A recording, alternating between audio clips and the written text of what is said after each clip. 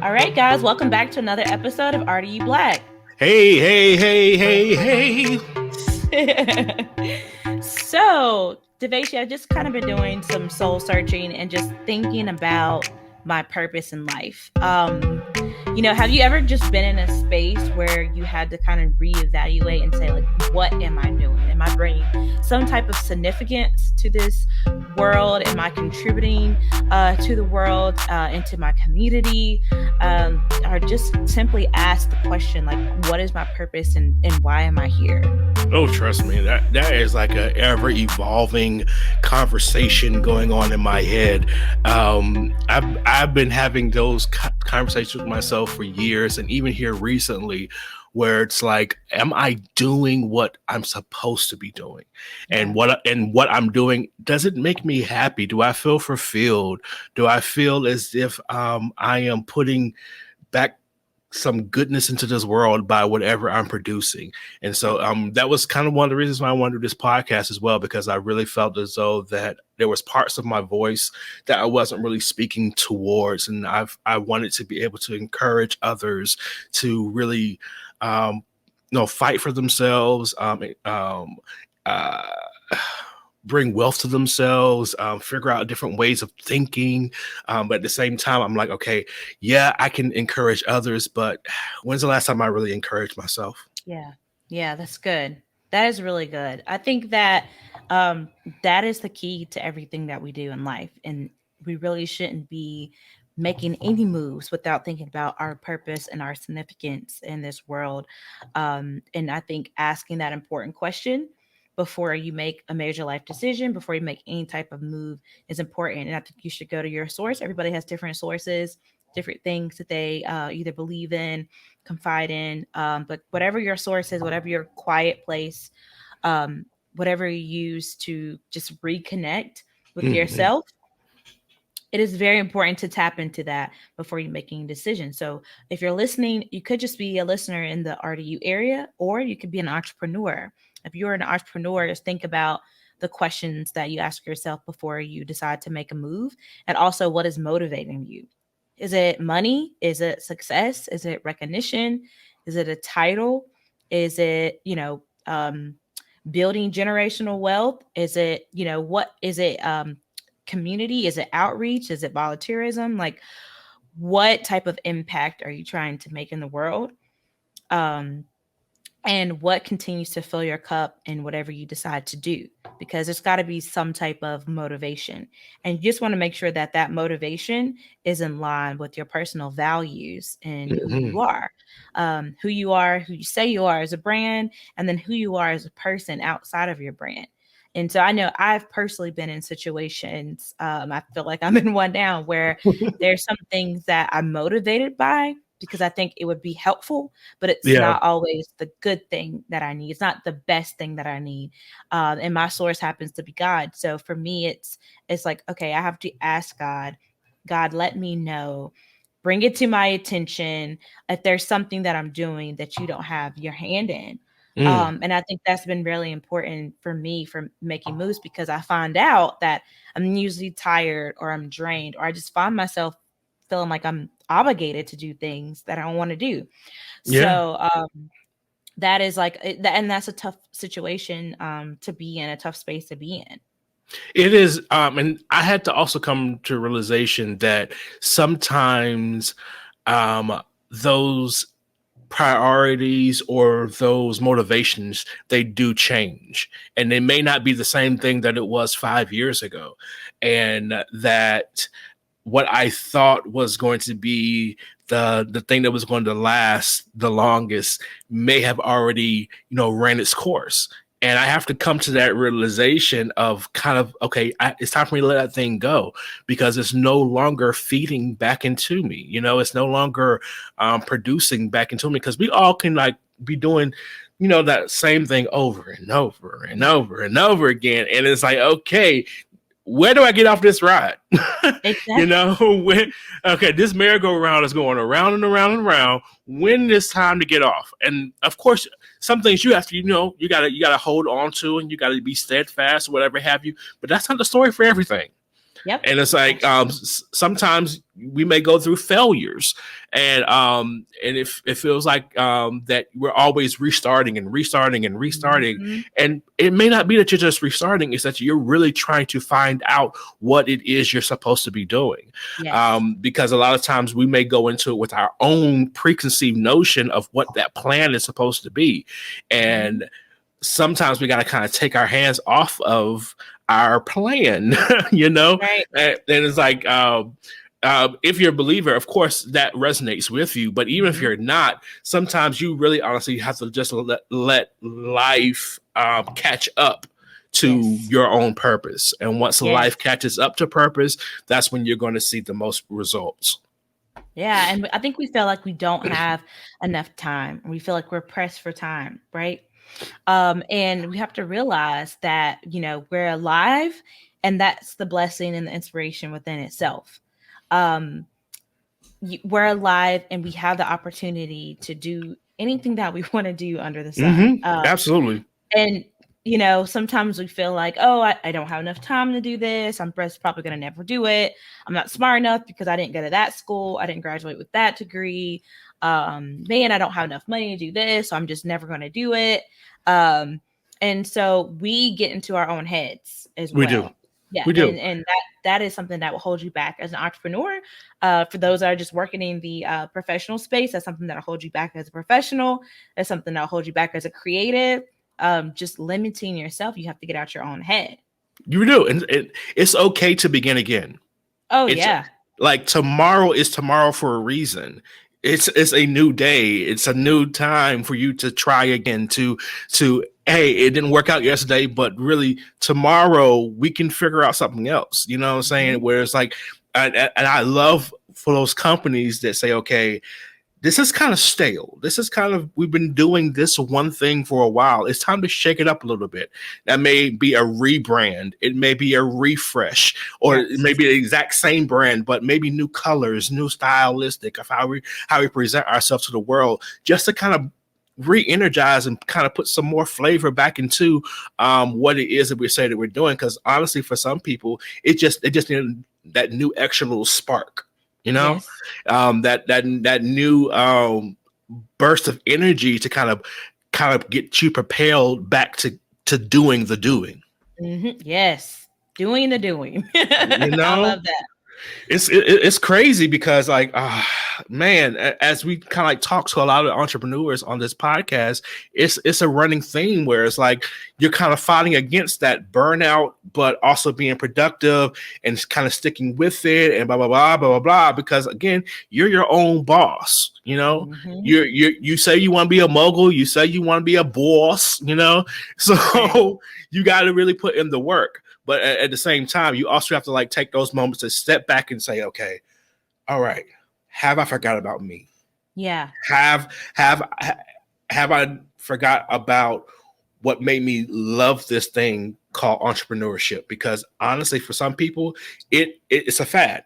Hmm. Some people it's a Hmm. fad. Some people it's like it's the new, it's the it thing to do at one point. But once the rubber hits the road and starts getting rough, you Yes. got to figure, you got to dig deep and really start asking yourself those questions. Is this what I'm supposed to be doing? Hmm. And the question may be no, but also the question may be yes, Yes. just in a That's right. different way. That's right. And the person that we're actually going to be featuring on this podcast episode is really big into community and really big into having a tribe around you, people around you to keep you encouraged and uplifted, and on track with your purpose. This person's really into just taking a deeper dive into your significance. And one thing that he constantly said throughout the episode was significance over success, and that he didn't want to succeed at things that don't matter. So I'm just really excited for everyone listening today to be able to tap into this awesome guest that we have. They've done some amazing things in the community. They are Durham bred. The business is Durham bred and born. And I'm just really excited for you to hear what this business is doing and what this entrepreneur is doing. And I think that this is a different perspective on entrepreneurship that we don't talk about enough. Yeah. So it's, don't be afraid to begin again. Absolutely. And you'll hear more about that by and by. Bye and bye. By and by. When the morning comes. And on that note, I'm going to let you guys hop into the episode and we'll talk to you later. Hey guys, this is Devashi of RDU Black Podcast. Make sure you're following us on Facebook and Instagram. You can find us under the handle at RDU Black Podcast. That's RDUBLK Podcast. We post regularly, so make sure you stay connected.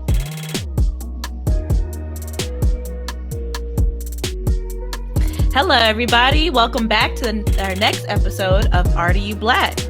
What's up, guys? Okay, so this gentleman that we are about to bring up to the stage, we have been trying to make this interview happen. I want y'all to understand. It's been like this and that and tug and war, but we finally made it happen. Trust me. The Durham area, Raleigh-Durham area, really. You guys, if you're following us and you already saw in the caption, this gentleman that we're about to bring up, Mr. Justin Minott. Did I say right? Minott. Yeah, Minott. All right. Justin Minott. All right. He is an impact amplifier. Wow. Okay. We're going to have to unpack that for a second. With a passion for helping world changers launch and scale their ventures. He is an international author, speaker, entrepreneur who currently serves as the community builder at Provident 1898 and the co-owner of Nolia Market in Durham, North Carolina. Ladies and gentlemen, welcome to the stage, Justin Minott. Hey, good to be here. Hello, sir. How you doing today? I'm doing well. So excited for this. Y'all are doing beautiful work. So it just means a lot that you have me on here. And I know it took a lot for us to get this thing coordinated. So thank you for your patience with my wild lifestyle. Oh, not a problem at all. Trust me, we definitely understand. Trust me. We understand what it's like to juggle multiple things, to be multifaceted, have all these different things going on and be poured into our community at the same time. So we appreciate you just for taking the time to be here with us today. It's greatly appreciated. I know everyone listening is going to get some great nuggets from you today. So thanks for joining us. Thank you. So, Justin, you're a husband, father, motivational speaker, author, serial entrepreneur, role model, and just an all-around influencer. Can you tell us a little bit about who Justin is outside of the commas? Wow. I love that. Well, and that means a lot to me because I think often people see that or they see all these roles and titles and all these things, and it looks like you are some untouchable, unrelatable individual. And for me, the reality is, no, I'm a passionate, broken man trying to make a difference in the world and figuring it out, putting one foot in front of the other. I remember Nelson Mandela, he says, a saint is just a sinner who keeps on trying. And for me, when I hear all these titles and roles and all this type of stuff, that doesn't really chalk it up. I'm a sinner who keeps on trying, who keeps on putting one foot in front of the other and trying to make a difference in the world. So it is not as glamorous as that. I put my pants on one leg at a time. And I'll tell you this, I was just talking to one of my friends about this the other day. I probably fail and fall more times than most people even try. My knees are scraped. I get up on that bike over and over and over. Like that's the way I do what I do. So all of that, I got the scars to prove it. All the titles, all that, I got the scars to prove it. It's not easy. And you speak on that about just you say you have just as many losses as you have wins. And of course, that just makes a person, not just a businessman, but just a person in general, that much richer. Yeah. What is it about those life experiences that kind of brought you to this point? I don't think you can actually have the level of impact that you want to have without going through that type of stuff. I don't feel like a tree can reach up.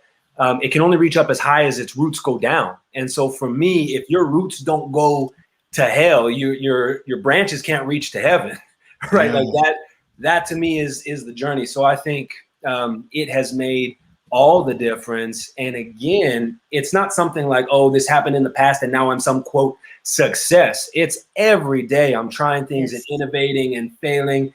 And attempting things just because they're worth it, not because there's necessarily these high chances of success or whatever that is. That's not what it's about for me. Is this worthwhile? Is this worth pursuing? And even if I fail from some worldly standpoint, I know that I've at least paved some of the way for somebody coming behind me, or I've shown somebody else what not to do, or I've learned something. I remember one of my first mentors, one of my businesses failed, or didn't, achieve what I wanted it to achieve. And I remember I hopped on the phone with him. He's like, "Oh, I'm so glad that business failed." I said, "What do you mean?" He's like, "The worst thing that can happen to an early entrepreneur is that you get success out of the gate and you get cocky and you get, you think you're untouchable." He's like, "No, I'm so glad." He's like, "Now the worst thing that could happen right now is if you stayed out of the ring." Because most entrepreneurs, you get a big hit like that. And I mean, it was big. I had like my name in newspapers, like, like bad stuff. Like it was a pretty epic failure, for my world at the time. And he's like, the worst thing you could do is not get back up and get in the ring, because so much entrepreneurial wisdom is lost when people fail and don't get back up, or when they fall and don't get back up. When you are infinitely a better entrepreneur because you fail, not in spite. So anyway, so that's it. I just keep getting back up. I'm too stupid to quit. And I love that you said that, because that's so opposite than what we see today. Just being a millennial, trying to be an entrepreneur, trying to run with passion projects and turn it into a business.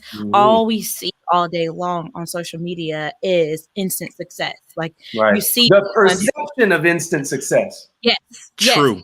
Yes. Very true.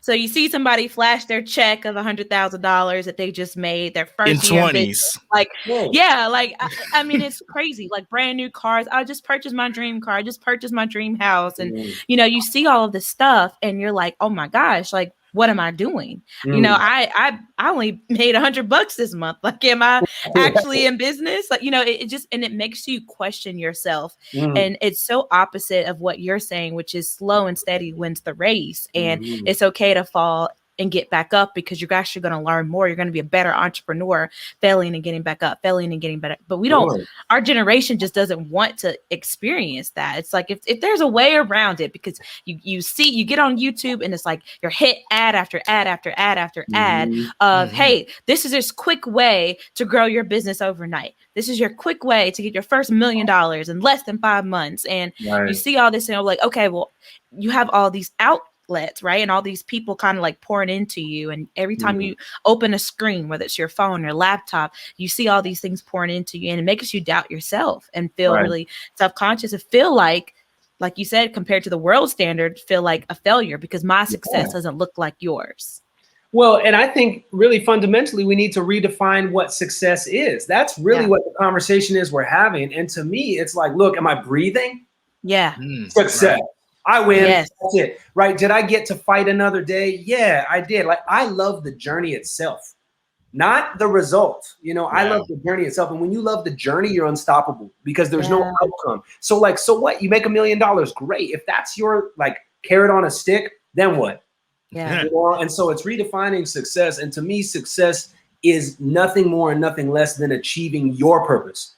Yeah. So how am I supposed to define, like, is this cup successful? This cup has to just hold coffee or water or whatever. That's its job. And if it does that, it's successful. But we're trying to define our success by someone else's measure, instead of like, what am I on the planet to do? If you're doing what you're on the planet to do, I don't care if you make $1 million, $100. None of that really matters. Are you happy? Yeah. And are you living your purpose? Period. And if you're doing that sustainably, that's dope. Like, you win. If you are doing your passion and following your purpose, and you're doing that sustainably in a way that puts food on the table and keeps a roof over your head, like, you win. Yeah. Right? Yeah. Exactly. Whatever it is, you're making music, you're whatever. If you can do that thing that makes you come alive, and you're alive and your people are alive, like, that's it. It's over. You've reached it. Keep going. But anyway, especially Instagram culture and social media culture, we're just fed this version of success. And it's like, no, quit using somebody else's measurement to measure you. That's good. Makes no sense. Yeah. I was literally just having this same conversation. Someone had asked me, what is the best part of being in the skin that I'm in? And being where I am in my life now, what is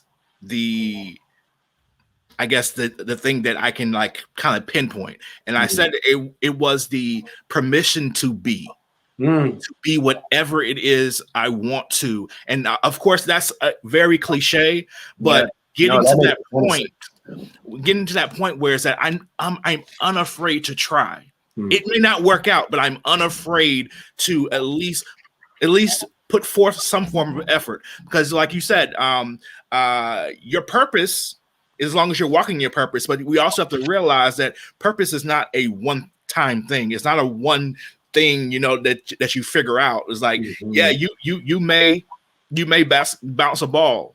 You may start a business. You may cook something, but you're trying different things to kind of, because at the end of the day, all of what you're trying will speak back to your purpose. Yeah. Well, and just to clarify on that, this is something I see a lot of people get lost on, is they confuse their purpose for like a vocation or a task or a business. That's not it. Your purpose always has to be deeper than that. Otherwise, again, you catch it and then what? You feel empty. Your purpose has to be deeper. So for example, it's like your purpose is to help other people achieve their life dreams. Okay, well, you can do that as a doctor, lawyer, barista. Like, you don't have to be doing a certain vocation to fulfill your purpose. And that's where I see a lot of people get lost. The purpose has to be deeper. And then whatever you do should be an outpouring of that, right? It should be informed by your why.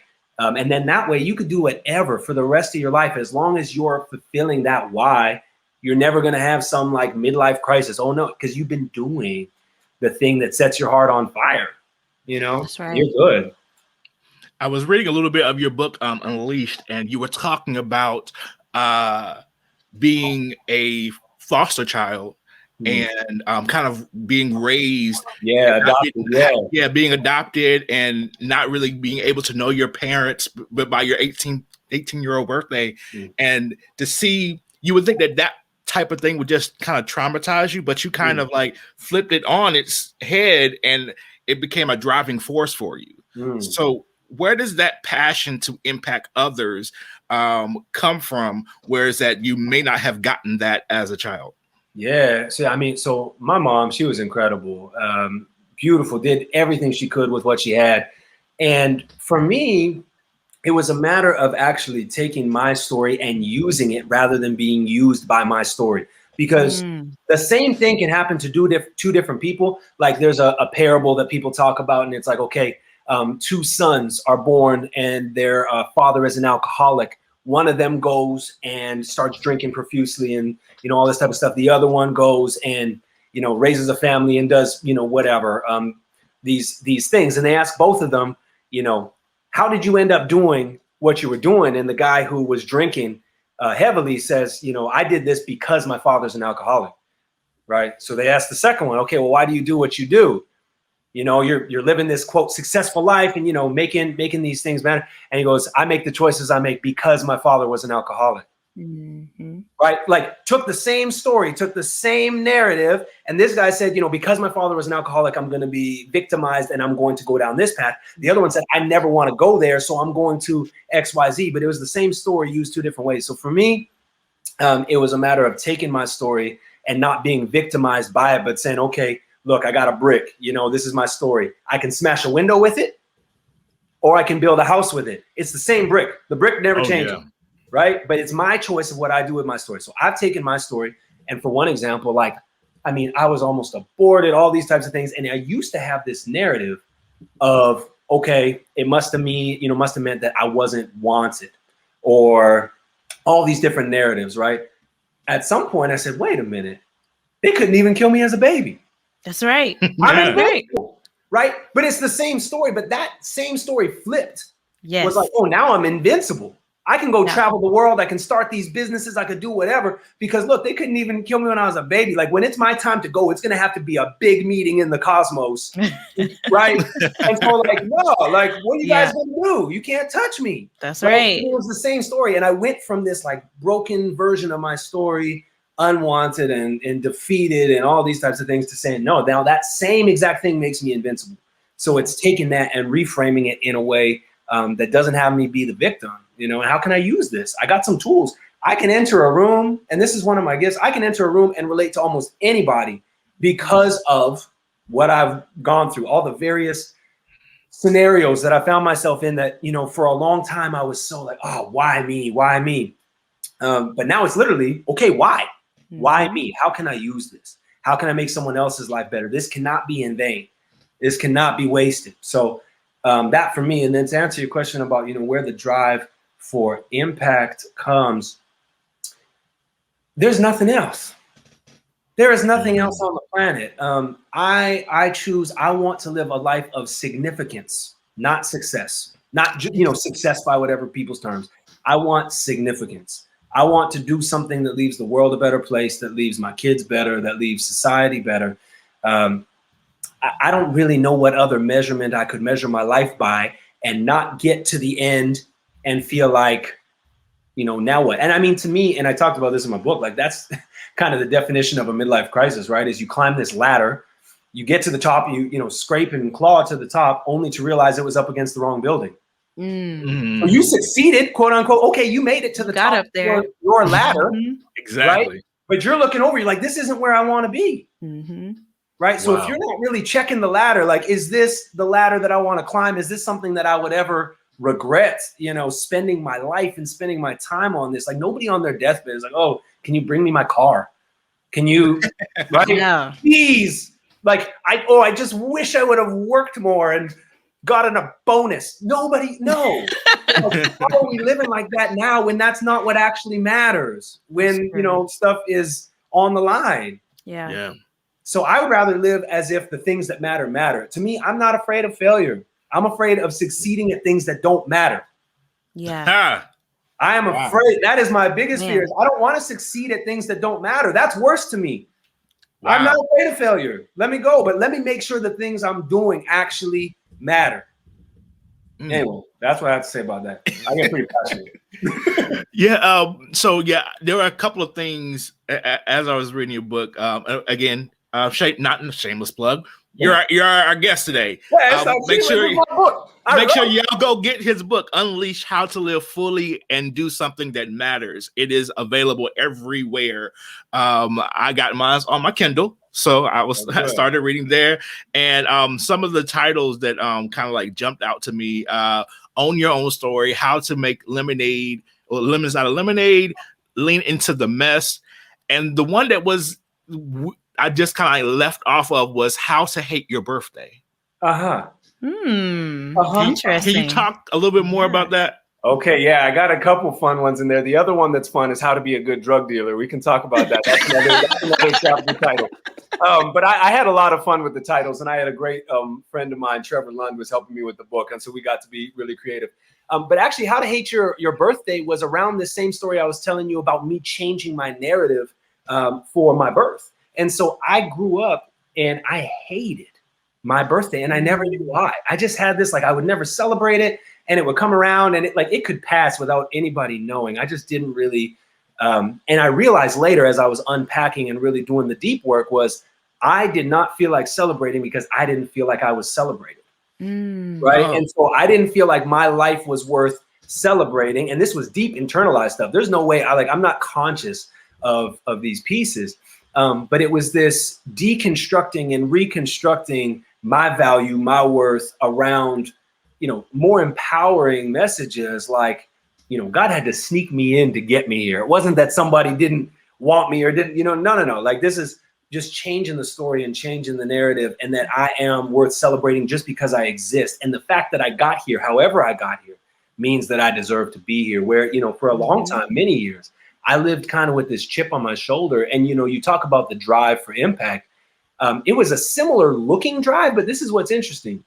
A lot of times, like, people could look like they're passionate or look like they have some sort of drive, but it's coming from the wrong place. My drive was like, I felt like I had this need to prove that I deserved to be on the planet, right? Like, I had to prove that I deserved to exist. And so I had this drive. It looked really similar, right? But it was like a counterfeit bill. It looked similar, but it's not the real thing. You know, it's not healthy. And it wasn't until I started healing and doing the inner work, that drive changed to something healthy, a drive for impact, not a drive to prove anything to anybody. Like, okay, I deserve to exist. I'm enough, period. Now what can I build on that? And I think it's the difference between working for love and working from love.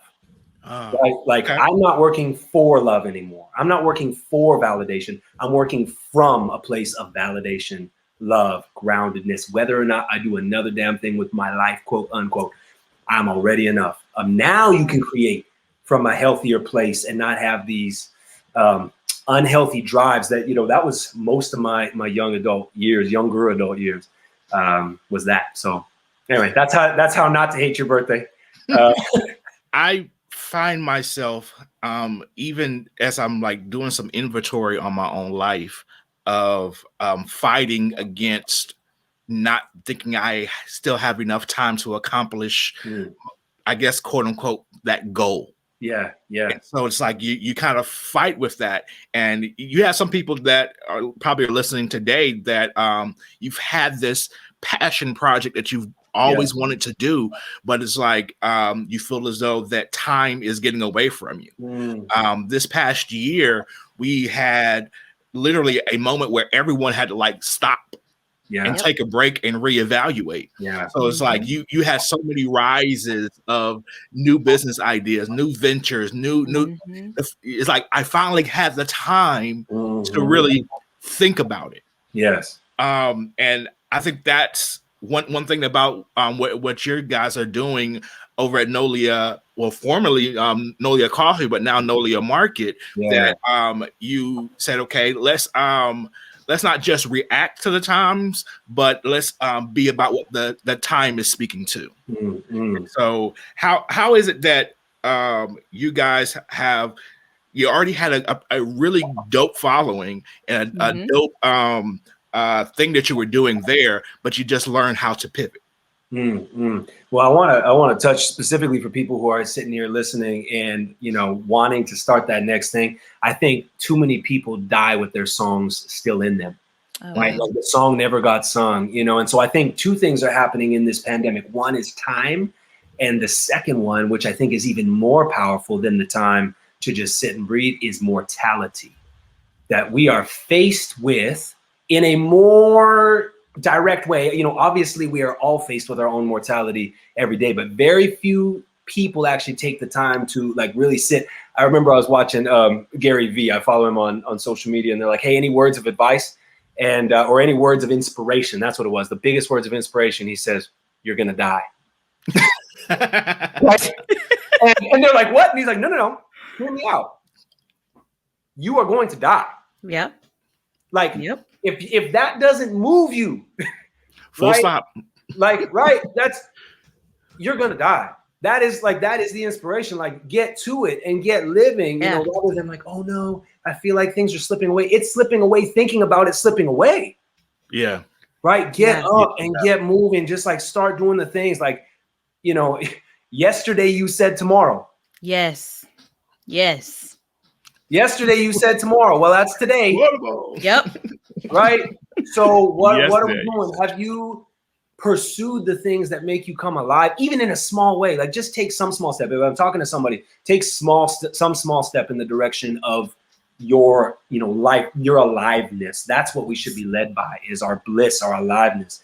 Take one small step in the direction of that. Like, tomorrow's coming. 5 years from now will arrive.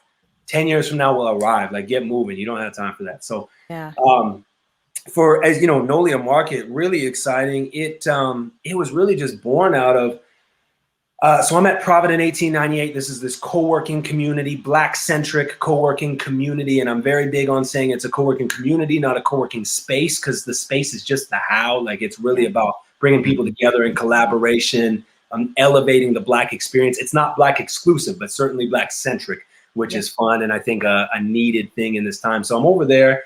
And I came onto the team, and this was in November, and we were talking about putting on this pop-up market, and then COVID started ramping up, right? So I'm just giving, a little more of the backstory for context, but COVID starts ramping up, and we're like, okay, we can't do anything physical right now. That seems irresponsible. So what if we put together a holiday market? This was in time for December, all Black products, a Black holiday market. So we put this together, It was incredible, generated thousands of dollars of sales in 4 hours for these Black businesses who were on the platform. Nice. It was incredible. The feedback I was getting, though, was really interesting. I had a lot of the vendors, these incredible, like Black excellence through the roof, beautiful products, beautiful people doing amazing work, organic this and all. I mean, excellent. And they're like, man, this was a major part of my revenue this month because I'm not really set up for e-commerce. Farmers markets are shut down right now. I don't really know what I'm doing.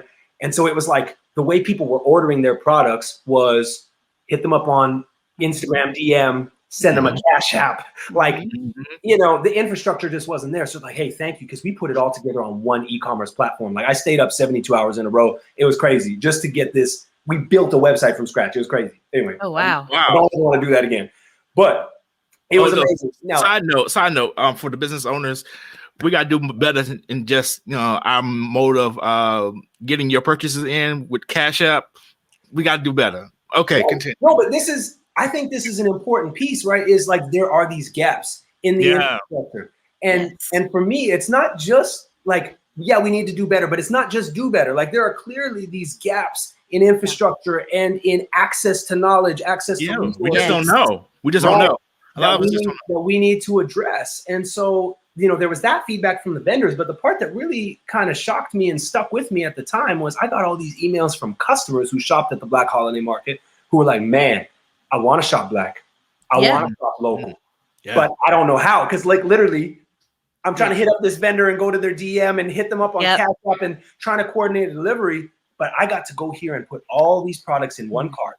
One area, It got shipped to me at one time, and I just got this box of Black excellence. Delivered to my door, right? And if you think about like Amazon on the other side of the spectrum, there's a big gap between DM and Cash App and like order it and it arrives before I press send. Okay, True. Seriously, right? And I don't even have to put in because it's like just pay on whatever Amazon. Oh, sure. I don't even like.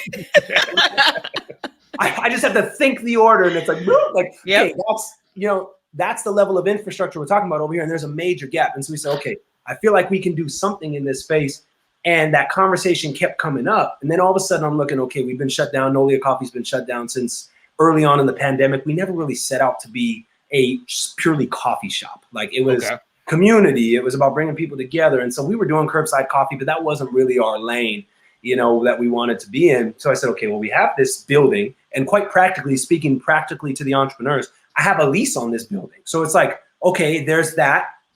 It's chess, not checkers out here, right? Like we're moving these pieces. It's not linear. This is a game of chess when you're playing the entrepreneur game. Like you're thinking a few moves ahead and how these pieces actually work together. So practically, I had a lease on this space. We didn't really want to do curbside coffee. We had this beautiful community of people who supported our work and who were about it. And then I had these ideas about like, man, the vendors and the customers who said that this piece of infrastructure was really helpful.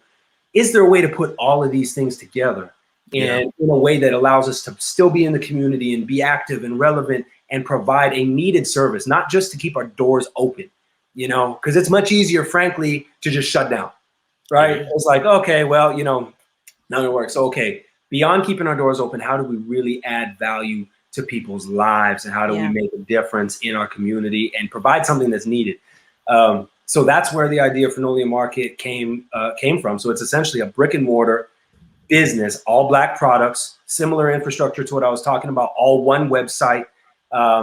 We get to upload the vendor images, make it all seamless. They have an e-commerce platform that they get to access without having to build it all themselves and without having to go through all of that. We market their products, we move all of that. And then customers get to shop in one spot, and they either have the choice of having it shipped to their house or they can come and pick it up in person. And now we're working on adding the coffee program back so you can actually come and have a cup of coffee, hang out outside. We're just going to be doing it outdoors for now. We're still like figuring out the pandemic vibe, but it's nice out. So we're going to be setting up some outdoor seating and slinging out some coffee, and you can come and pick up some like incredible, excellent Black products. Mostly from Durham, which is even better. It's like hyper local, hyper Black, and then Triangle a little extended, but we haven't yet gone outside of the Triangle. At some point we will, if we need to add products that aren't in the offerings, because we really want to be practical as well. Like it's amazing to have some of the products that are around, but like a black toothbrush. Yeah. Like, I mean, like the stuff that The simple stuff. the simple stuff that I need on a day-to-day basis, Yes. or like I need on a regular basis, just beyond the stuff that can feel a little bit more niche or a little bit more, like an expense that I'm not already planning for, right? So we really want to hit some of the staple markets, and quite frankly, like if we don't find them, we're just going to make them because that's what we do, So if it's like, all right, we gotta source some bamboo toilet paper now, and freaking Nolia toilet paper. You're laughing. You think I'm going to watch? I'm gonna be, you're gonna play back this episode in like a month and be like, damn, he really said he was gonna. No. So I love that. We interviewed Zwelly. Her mother is Zwelly's like amazing. Oh my gosh. Yeah. Her mother is like the highest person in Zimbabwe for not just the business what they're doing. They realized they needed toilet paper. Right. And so now they have a whole toilet paper section of the business. Right. So if you need an extra vendor, holla at Zwelly. Her mama got you. Yeah. So what? Okay, I really need to know. Like, so she's got toilet paper from Zimbabwe, or what's she doing? Like, what's the? Well, yeah, they literally just built a separate wing because the area needed toilet paper of her company. So yeah. Okay. Well, I need some of that black toilet paper. Exactly. From Zimbabwe. I will buy black Zimbabwean toilet paper. Right? But that's what I'm saying. Like, it's the stuff that we're already spending money on. Right. Yeah. And like to me, that's literally where Amazon has built their business. It's I can have diapers to my door or whatever it is, like tomorrow. So I don't see why we can't have black options, and not just options, but excellent black options that are meeting or exceeding quality standards that you can get from other places. And this was an interesting piece. Is I was having a lot of conversations with people saying that, like, I want to shop black and I want to shop local, and I'm willing to be slightly inconvenienced or it's slightly more expensive. But again, it was too big of a gap between DM Cash App and like arrives tomorrow Amazon. It's like, no, I'm willing to be a little inconvenienced. I'm willing for it to be a little more expensive to do the right thing. And to really put my dollars where I'm saying, I want them to be. But it's like, we got to understand we're competing against incredible convenience. Yes. Like right down the street. I mean, there's Teeters and there's, Walmart and there's Target. And it's like, you could drive 5-10 minutes away from your neighborhood and these places are right here. So that's a very good point. Yeah. So that's the work. And it's a lot. Like it's a slow build, and it's not glamorous. It is not fancy. Like, it's a lot of learning curve. I have no idea what I'm doing on all of this stuff. We're building so much of the infrastructure and the e-commerce plans and the delivery plans. Like, how do we get those logistics sorted out? It's a lot. It is a lot to build. And you have a lot of businesses that you're working with, right? Yeah. We have a lot of, we have over 20 vendors already. Wow. Already over 20 local vendors who are working, and more being added all the time. We actually have a wait list right now so that we can get these pieces tight. Yeah. Well, it feels good to buy black. And I think that anybody listening to this podcast can 100% agree. It just feels good. You feel good at the end of the day when you make that transaction and you know that this money that you have spent is going into somebody's who is black, identifies black, African-American, African, whatever they might be. It's going into their bank account. And it's going to feed their family and provide a roof over their head and just continue to keep them in business. It feels good. I love I see my friends doing it all the time. I love buying black and posting it on Instagram and using the hashtag black owned businesses. And I love telling if someone compliments me on like, oh, I love your shirt, or like, oh my gosh, you smell really good, or oh my God, I love that headpiece. I'm like, oh, thank you. Yes, a black owned business. And I'm pulling my phone out and sharing their Instagram. Like, I love it. And I think that we're all like really in a space. I mean, maybe it's just the people I surround myself with, but I can say my friends, colleagues, like we love to buy black and to be able to broadcast that. It just makes us feel good. And I just have something really quick to say. I love the coffee, Nolia coffee. I was the one that was driving down to get my dirty chai with oat milk sweetened. And I put my order in online, and then I would show up, and then someone would come outside and give me my coffee. It was the best dirty chai I've ever had. So I had a quick question. Deveshi, do you drink coffee? And if so, how do you like your coffee? Listen, I love coffee.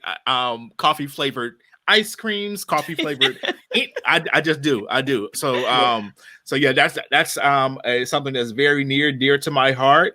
I do like a dirty chai. I Okay. do. I do. Right. Especially when it's cold. Yeah. There's nothing Yeah, like a yeah. but I love espresso. So right Okay. now, what is my favorite drink that I get? Well, I've been doing the keto thing, so I can't really drink the stuff with Oh yeah. the Well, extra milk and on stuff. an everyday basis, I'll just get like just regular coffee with just vanilla almond milk, and Yeah, that is gotcha. I'm a happy camper. But if I have a little Uh, extra money, then if I just want to treat myself, then I'll definitely go dirty chai. Spend a little bit more on that oat milk. right.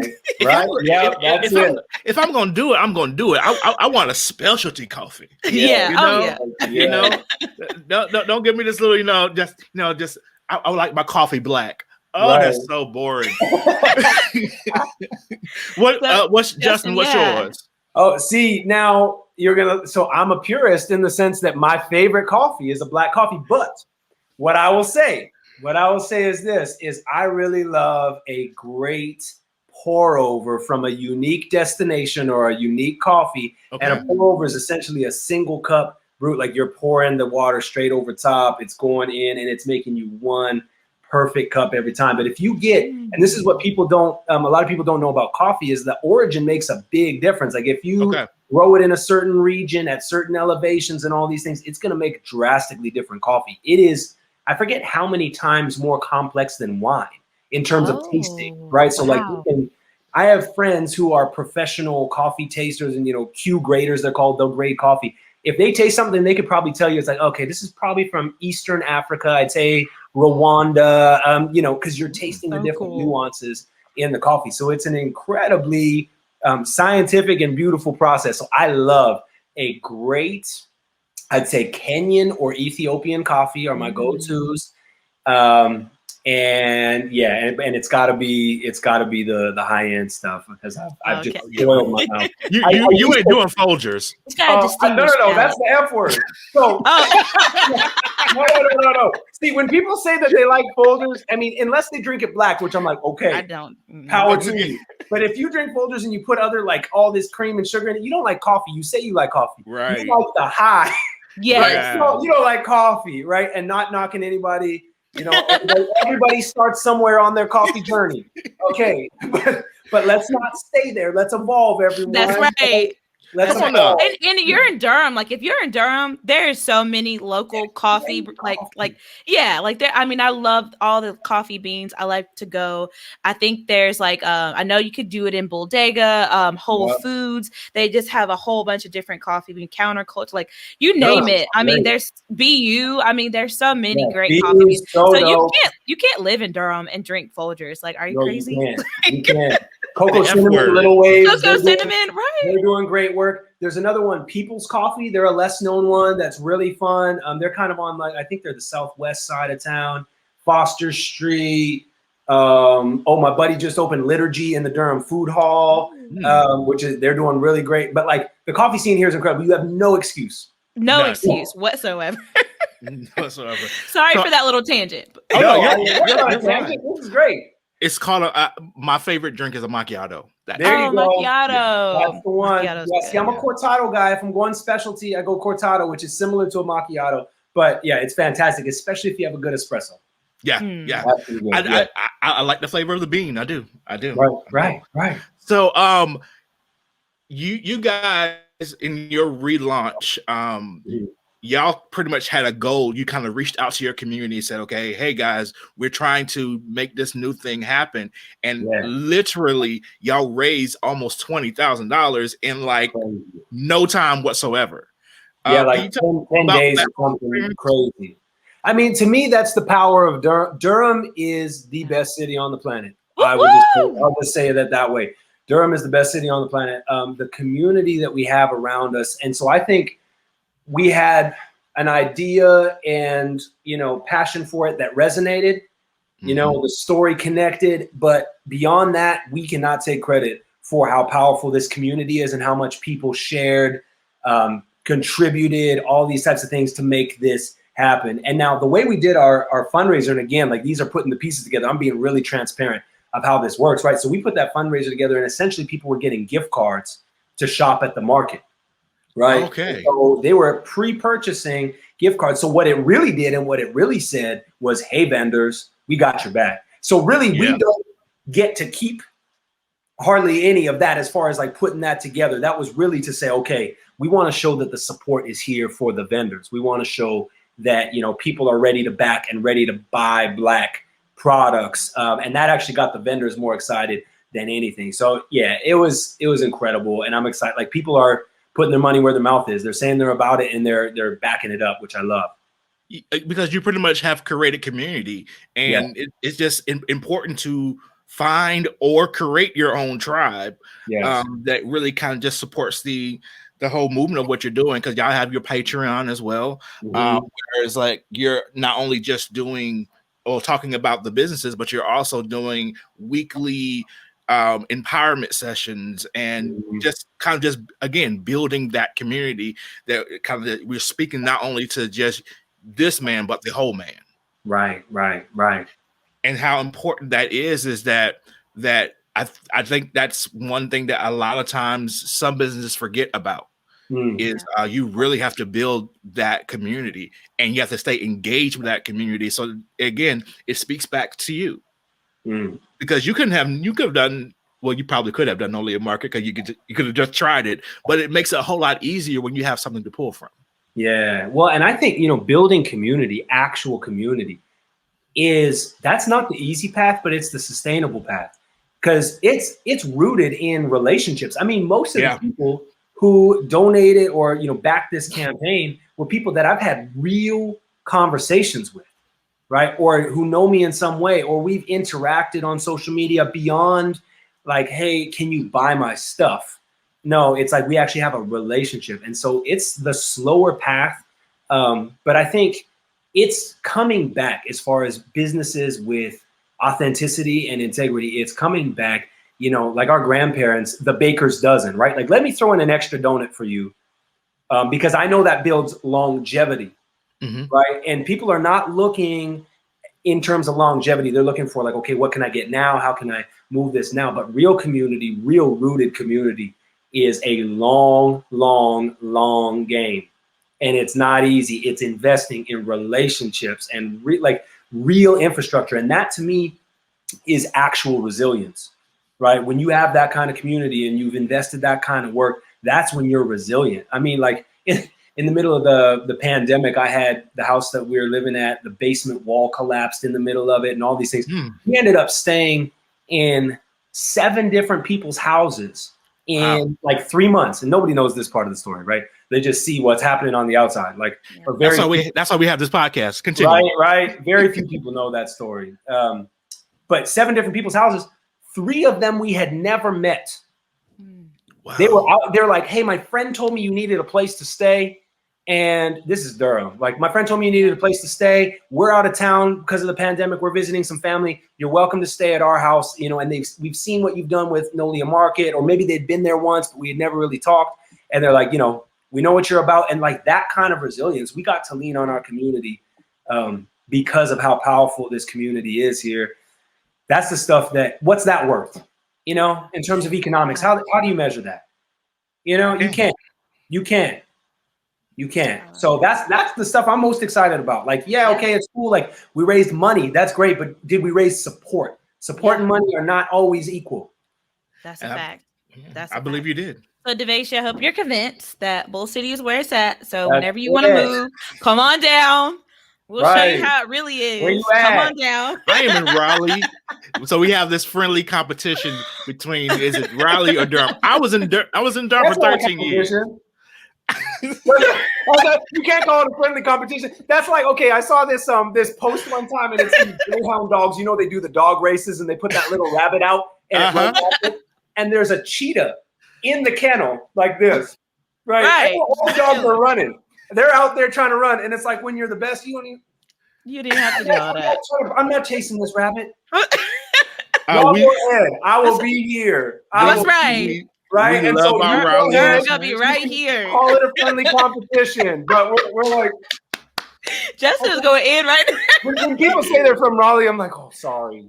Right. Not sorry. What? But No, I'm just seriously, kidding. what It's do a you great city. have? What do It's a you great have? city, right? No, it's a great city. It's a great city. It just Durham's the best. I've been Yeah. international. I've been around the world. I've lived a lot of different places. I've seen a lot of things, and I chose to put my roots in Durham. Yeah. Yeah. You know, and be here. Like, and again, it's It's the not just history. the city and the food scene or whatever. It's the humans. There are no better humans on the planet than the aggregate Yes. awesomeness of the humans that are in Durham. Period. That is such a fact. I've only been here for 5 years, Justin, but I love it. It's definitely home. Oh, it's the best. Durham is definitely home. It's the best. I've been here 3 years, and I'm like, I'm not going nowhere. Yeah. Right. It's definitely home. Yeah. So you are a father and a husband, and I'm sure going through what you've gone through, and also just trying these different businesses, I'm sure it's hit home. I can think that you would call Nolia a family business because everybody's going to be a part of what you're doing. Right. So can you kind of talk to us about just how the family aspect kind of goes kind of hand in hand in what you're doing? Okay, y'all ready to keep it real? So it is much harder than it looks on the outside. And I know people say that, but I mean, it has been one of the toughest processes, one of the toughest things on all of my relationships. And really trying to, especially with my kids, like staying intentional about making sure that I'm spending the time with them, staying intentional about making sure that, they're getting the quality, not just the quantity time to be together. Again, it is chess, not checkers. And you got to realize like everything is a sacrifice. So, the way I would look at building these ventures is I'm looking 10, 20, 100, 1,000 years down the road of what type of things are my kids and my kids' kids and my kids' kids' kids going to be thankful that I did. And so it's all about, for me, them being able to stand on my shoulders and see further than I can see, and putting that together. But I'm telling you, this thing took a strain on, takes a strain on every single aspect of my life. And that, especially, I'm speaking to entrepreneurs who are watching this, y'all know what I'm talking about, especially ones who are trying to invest in relationships close to them. It's not easy. I've lost a lot of people. And I don't mean like lost as in they're dead. I mean like, I've just lost a lot of people and gone through a lot of ups and downs. And so on the relationship side, I mean, that's something that's hitting close to home, and a lot of things that I can't really share. But it is real. And I need y'all to know that it is real out here. Yeah. Absolutely. That investment, that you're not only just making that investment of your time and your talent, but you're also taking that moment where it could be that investment of the time inside of your relationships is going to be lessened. And so it's like, okay, so where everything does that costs something? Yeah, absolutely. Everything costs something. And you got to realize, and this is one thing, I was talking to Pierce Freelon the other day, who's just a brilliant man, just a brilliant thinker. And I was like, dude, how do you do it? Because he just runs all kind of different things and has all these things. And he's like, look, I really can only do 3 things well at any given time. Yeah. And I've come to that conclusion that I can really only do 3 things well. Yeah. When I add the 4th thing, it drops, or I start dropping the ball on all the other things. And he's like, and that's my rhythm. Not everybody has the same rhythm, but that really hit home with me. And he said, and that includes family. Yeah. He's like, to do 3 things well, he's like, that includes family. So 2 ventures and family. And he also mentioned something that I think is not normalized enough, but he's like, it's not wrong for family to not be on that list for short portions of time, right? Okay. It's not wrong. Like people make this like, okay, if you're focusing on these things and you know that you're not giving your family as much time for a short period of time because it achieves something greater. And again, not as a rule, you can't do that for your lifetime. Like that's not going to work. But he goes like, we kind of villainize the idea of, especially here, like if you don't have your family at the center of your life at all times, you're failing. And he shared a story about his dad, the legend Phil Freelon, who at one point had an opportunity to go to Harvard for engineering, but it was going to be a year away from his family. And the family kind of rallied around, the tribe rallied around and was like, hey, what do we do? And he, and they decided together that he was going to go for a year, but the community held it down, and, Nena held it down and all these things. And then he came back and like ended up doing all these beautiful things, but it was for the family. Like it was for the legacy. It was for that. And so for one season of his life, family wasn't at the top, or like not in the traditional sense. And so just having some of these broader conversations and opening it up. And I'm not saying like neglect your family. That's not what I'm saying, but there are seasons where intentionally as a group, you can decide family's broader than just Papa, mama, right? Obviously, there are tons of different ways that families can be structured, and community needs to be a part of that as well. And so reaching in and leaning in on your community that way, in a way to support, I think in certain seasons is needed. So it just depends. You just got to be intentional about what you want to accomplish. Yeah, I think that's probably the one of those biggest takeaways, because we don't really realize that we have to kind of make sure we understand what our priorities are. Mm-hmm. And of course, those priorities change, right? Based off of the situation. And it's not wrong that maybe one thing needs to be put over here for a second, so that other things can thrive, and not being afraid to, hey, sometimes you're not going to be liked, or sometimes this may not work out, and it may be honestly for the best. You never know. You know what I'm saying? Because it might not be the popular choice, or it might not be. You have to protect your energy. Yes. Yes. So, Justin, a question that I like to ask on the podcast, we have a lot of great entrepreneurs that come on the show that spend their time talking to us, pouring into all of our listeners, dropping these great gems. But I always like to know, it sounds for you that it's a variety of sources, including your really close friends like Piers Phelan, great human being, by the way. But who do you... or who and also what are different sources that you use to pour into yourself? What keeps you going each and every day to be a great husband, to be a great father, to be on top of your game as an entrepreneur, to be all that you can be as far as like a community outreach for Provident? Like how do you stay on top of your game and to be the very best version of Justin almost every day, right? No one's their best self every day, right? No. But I mean, what do you do to just kind of stay on top of your game and fill your cup up? Wow. Okay. So anyway, I'm keeping it real because I feel like people need to hear, there's somebody that needs to hear this. So the number one right now is, and it's going to sound so simple, is self-care. I mean, I'm drinking water.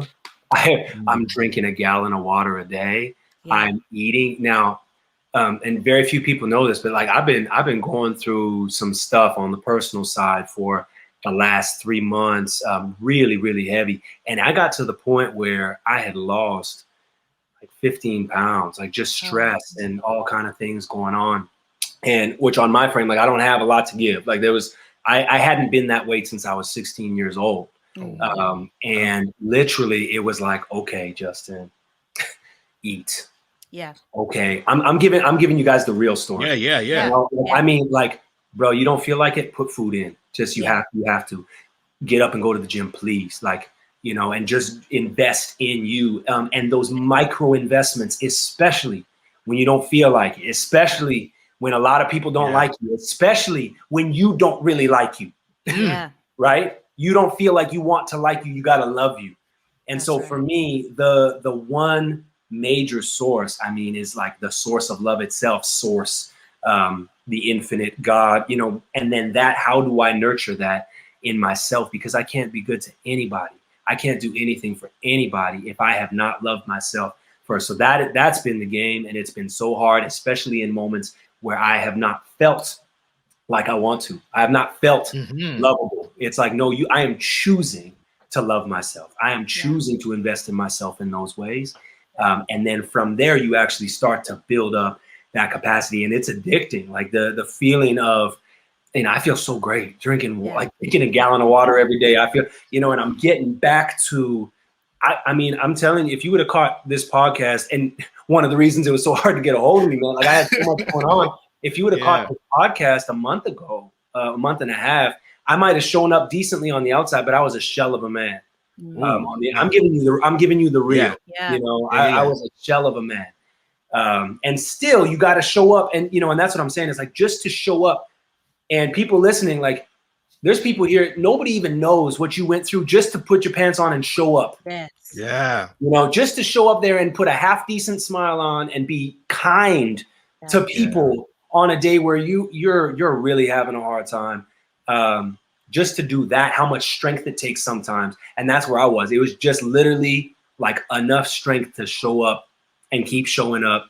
And this is in the middle of like, we're raising money for this campaign, like all the stuff that people see on the outside, right? And beyond that, I have people who hold me up, when I'm not holding myself up. And during this time, I'm telling you, there was people, it's like, how do you pick yourself back up? I wasn't picking myself back up. I had people holding me up and walking with me a lot of times, like, hey, Justin, how much water have you had today? Stop. Can you drink some water? Like, hey, you're a good man. Some things that you need to hear when you don't feel like that, right? Like, need those affirmations, right? Just the basics at a human level, right? At a human level, because man, I'm so far from perfect, and that's why I was saying a saint is just a sinner who keeps on trying. I am so broken, and in all the most beautiful ways. I don't mean that as a diss on myself at all. I think, they say that the heart breaks so that it can open, right? And that for me has been my journey over the last little while, is a lot of brokenness, so that the heart can open, and that's where the light shines through, is the broken spots, not the wholeness. So, and then the big thing is, this is what I've learned, is actually being vulnerable enough to share things like this. Like, no, hey, how you doing? Not great. Yeah. Right? Like, not the cookie cutter answer. And for people who like aren't ready to hear that, and they're just like, how you doing? And they don't really want to know, that's fine. But there's certain people who really leaned in this season. And that's what it is. So, and I'm sharing this so that I even have, a document of it. And because, a year from now, I know I'm not even going to recognize the Justin sitting here. I'm just coming out. Like, I am just, I put like 5 more pounds back on this week. Right. And I am like, that's an accomplishment. Okay, Welcome back. Like, the lion's healing up a little bit, and it feels good. Like, yes. It feels good. Yeah. I'm so happy to hear the excitement for your next level, and that next area of greatness that is about to come, because you've done great things, but it's that next level of greatness, because again, you're just fulfilling purpose. Well, if you don't evolve, you plateau, right? So like, I could consistently achieve similar types of results that I've achieved for most of my life, which is, okay, you start things, you build quick, it breaks, it doesn't quite work, okay, whatever. I could do that pretty consistently, but to have the type of impact that I really want to have, I cannot stay where I am.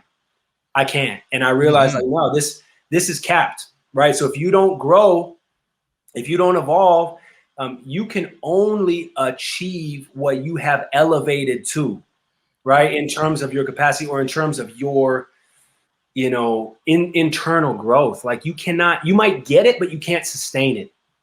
You might get it, but you can't maintain it, And so that for me is like, if I haven't evolved to the point where I can actually carry this, then I might get it, but it's not going to last. And, and that for me is like, okay, I don't want to do that. I don't want to do that anymore. I want to grow. I want to change. I want to be vulnerable. I want to be humble and say, look, I need so much help, and I cannot do this as a lone wolf anymore. And really, the deep, you want to go deep, is like, I just didn't want to trust anybody because I didn't think people were trustworthy. That's some deep roots for me. Wow. In terms of my childhood and my past, and like not really feeling like I could lean on people or whatever. So I've had this lone wolf mentality, which a lot of people are like, yeah, self-made. No, self-made doesn't get you there. Yeah. It does not get you there. You need a team. No, that's it. Alone we go fast, together we go far. Woo. Yeah. Alone we go fast, together we go far. It's a Zambian proverb. That for me, I've gone fast for a lot of my life, but I've never gone far as my capacity. Some people would say like, wow, you've accomplished. To me, I haven't done anything yet.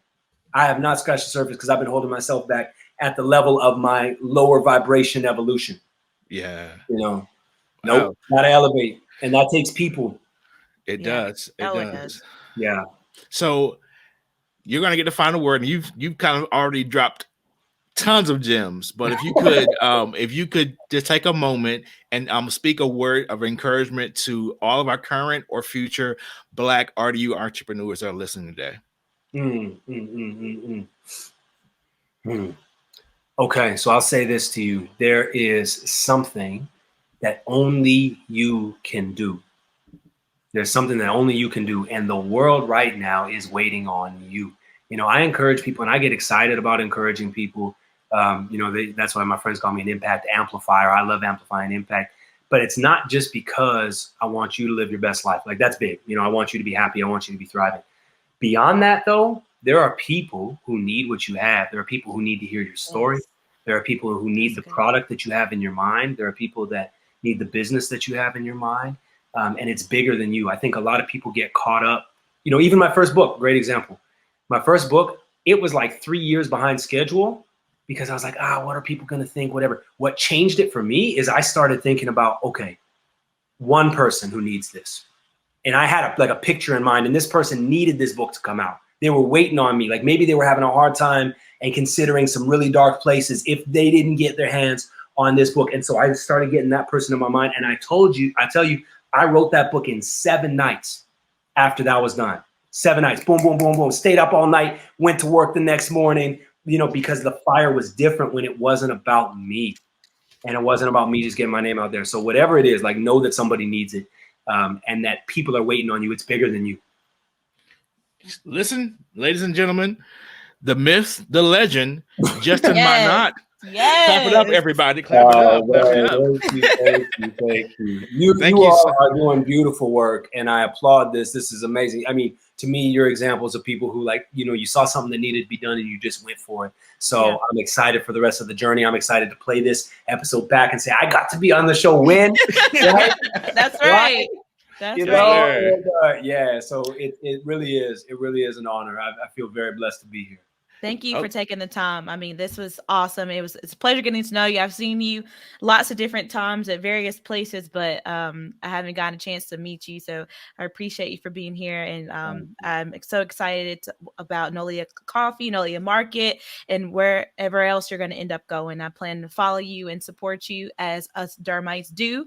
So I got you. So tell our listeners how they can follow you, how they can get in contact with you, all that information. Yeah, so I'm on Instagram at Justin Minott, JustinMinott, and Nolia Durham is the Nolia one, and then Providence 1898 is the co-working community that I was telling you all about. So those are really the 3 best ways to get in touch with me. And I'm also really active on LinkedIn. I'm doing a lot of entrepreneurial content on LinkedIn. So make sure you connect with me on there. And if you're not on LinkedIn and you're not active on LinkedIn, get that right, because it is the best up and coming. It's like, for business to business, it's where Instagram was, 6-7 years ago. Get on there. So that's just kind of I should be getting paid by LinkedIn, but that's on the way. That's right, next. right. Yeah, we'll get there. We'll get there into existence. All right. Pay me. So, folks, remember to 1, buy black. 2, don't let that inner saboteur get you down. And number 3, only drink your coffee black. Yeah. No, it's how you like it. That's how I say it, right? That's right. It's how you like it.